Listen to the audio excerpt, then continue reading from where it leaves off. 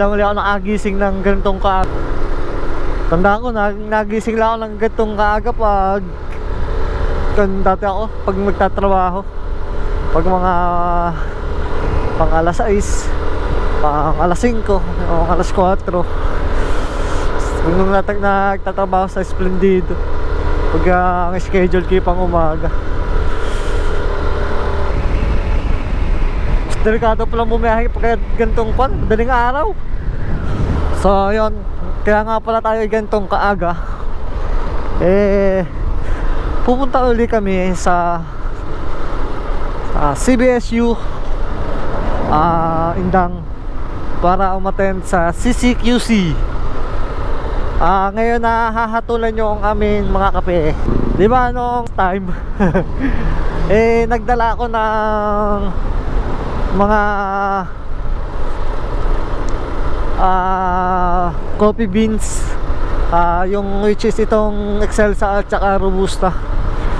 So yun ay panlaban niya namin sa amin sa competition. So ngayon hahatulan yung aming kape kung pasa o hindi. Mga kasama ko nga pala ay yung aming mga farmers na yung may kanya ng kape. Si Tatay Ruby, Tatay Yujing, tsaka si Tatay Rolly. Yung tatlong farmers namin na isinali sa competition. So sa Nasugbu, kami lang yung nag-entry. Ang iba, ako na malalayo na. Hindi na alam kung saan lugar yun.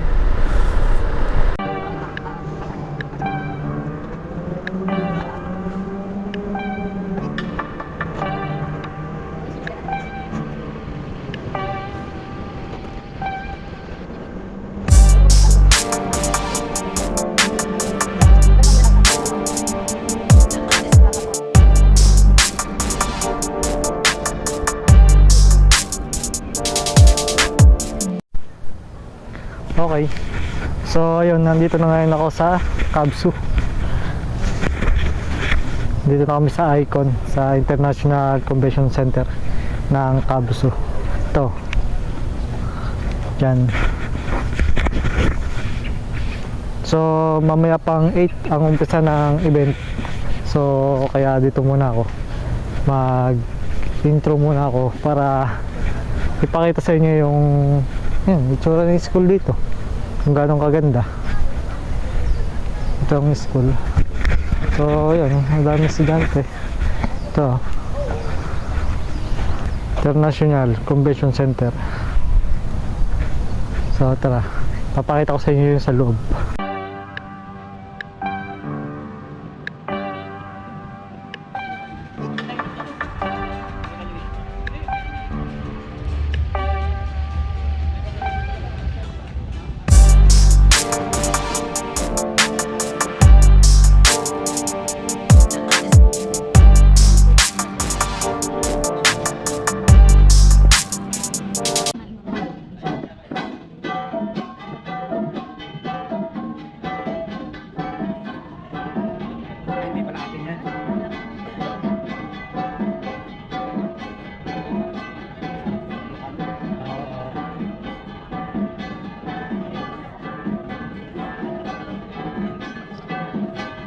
The number of coffee samples that we have received. The special category awardee for the champion goes to Ma'am Marcela Mahalintao, pinagdalayan multi-purpose cooperative. Certificate of recognition to our second placer during the Calabarzon Coffee Quality Competition 2023 with the theme Southern Italian Brewscape, New Gaze of Quality and Identity of Coffee in the Region. Held on December 48, 2023 at National Coffee Research Development and Extension Center at University in Langkawi. Given this 12th day of December, during the Calabarzon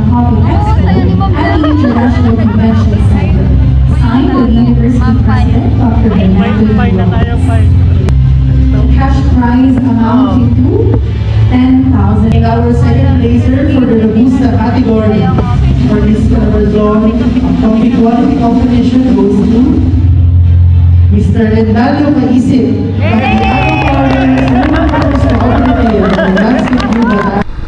Ito yung continuation nung sa CBSU, yung pag-attend namin ng awarding ng CCQC. So kaya hindi na ako na-continue nung pag-uwi kasi inabot na rin kami ng dilim sa daan. At yon, sa mga nanalo, sa mga awarded na participants na sa CCQC, congratulations po. Siyempre doon sa amin, sa aming mga entry, salamat kasi pumasok lahat. So yung dalawang Excelsa na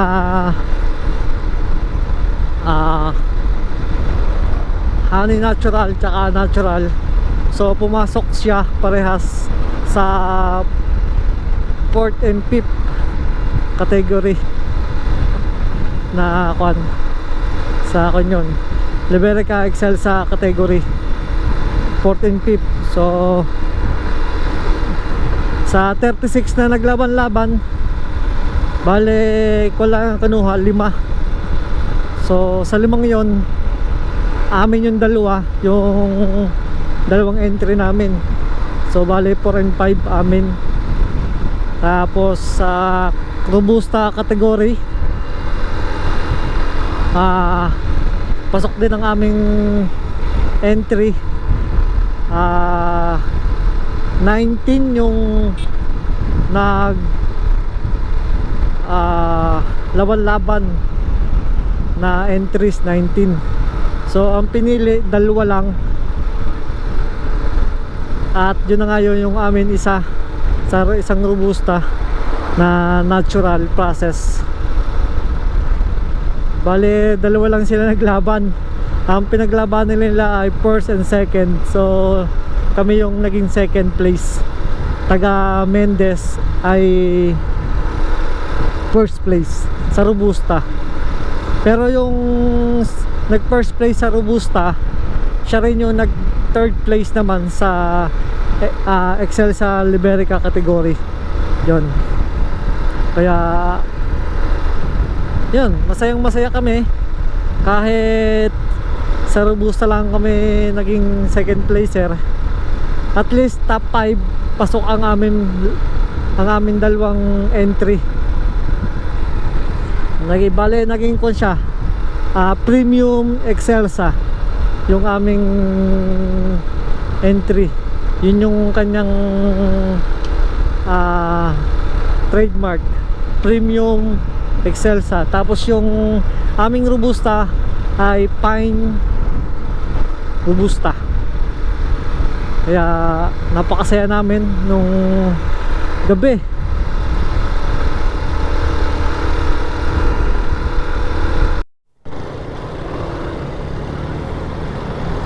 Dami na ngayon.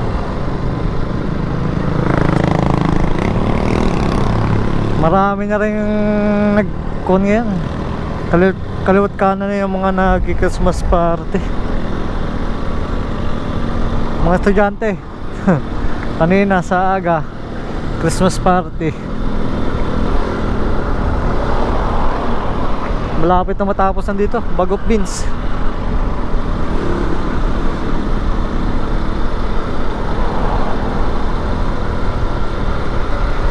Tulad namin, bukas, Christmas party din namin bukas. So kaya pupunta ako ng Luksuhin para bumili ng pang-exchange gift sa amin sa Co-op.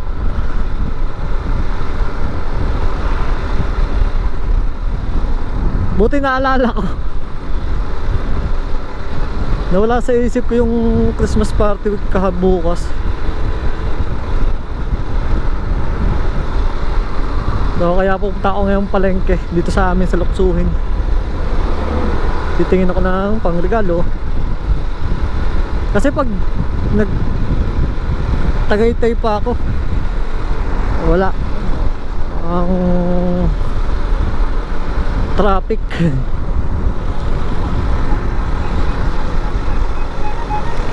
Meron namang mabibilan dito. Halagang 300 lang naman yung amin. Kaya siguro naman marami tayong makikita dito sa Luksuhin na halagang 300.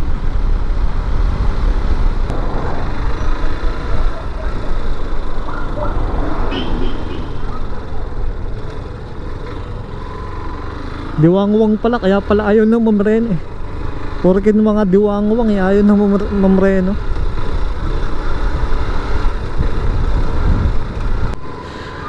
Okay. So yun, blockbuster na rin pala dito.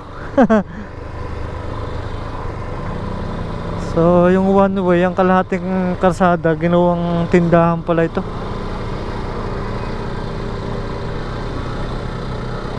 Dahil nire-renovate din tong gulayan. Yung gulayan din nandito sa kalahating kalsada. Ayos din. Ayun o, nire-renovate.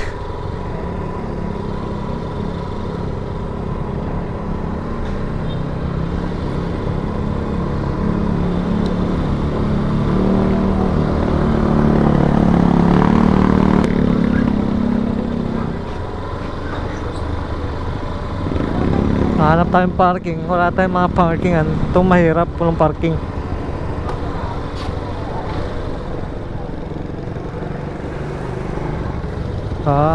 Yung mga damitan naandun na sa pwesto. Yung mga gulay na lang ang dating nasa pwesto ng mga damitan. Dahil nga nire-renovate yung pwesto nila. Oh, grabe. Bigla nakalabas eh. Nakabili na ako. Gahanap lang ako ng pillowcase. Kakatabad kasi pumasok sa loob-looban. Ang hirap, ang dami tao.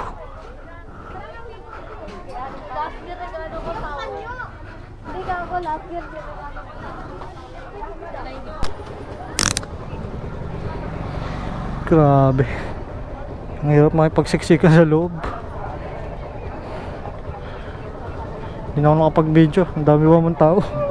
Siksikan. Nagkakaumpugan eh.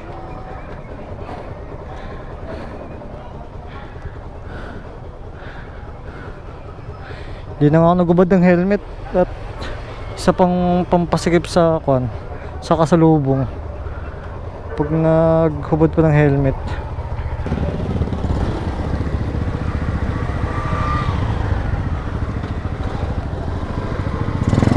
One way kasi ito, bakit dyan kayo nasuot?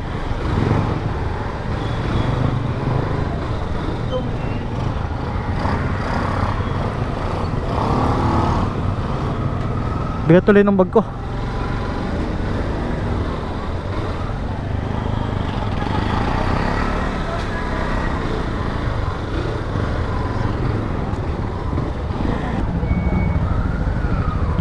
Grabe naman traffic dito. Anong meron?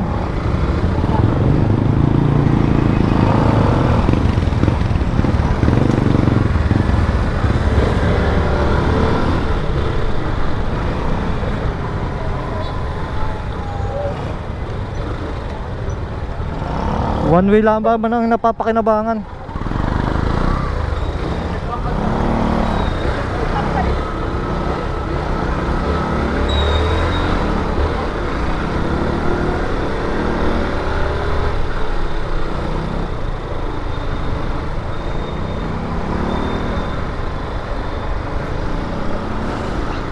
Traffic.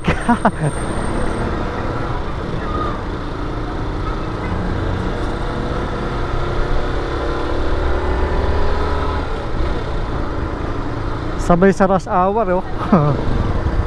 Alas 5 lang yan.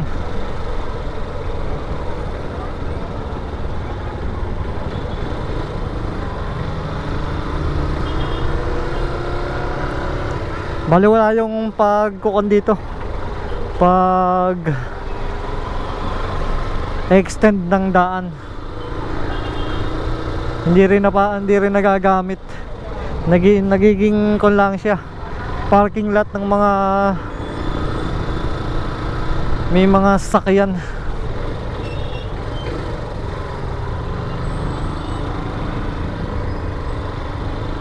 Dito na ako dadaan. Ayoko na makipagsiksikan dyan.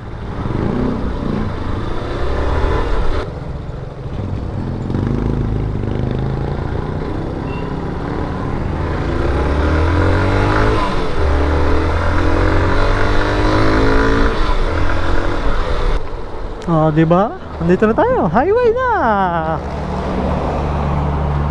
Ito kasi yung shortcut eh.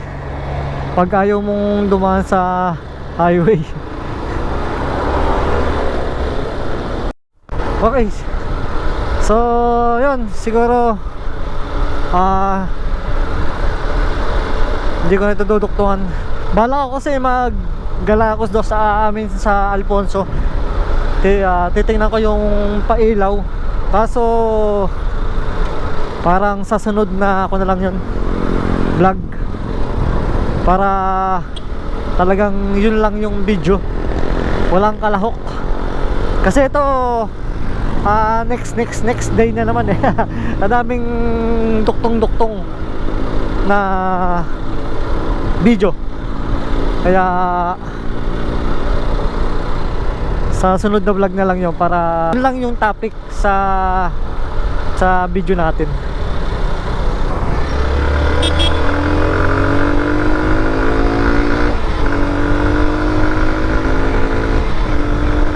So, hanggang sa muli. Maraming salamat sa mga nakaabot sa dulo ng video ito. Maraming salamat. See you. Peace out.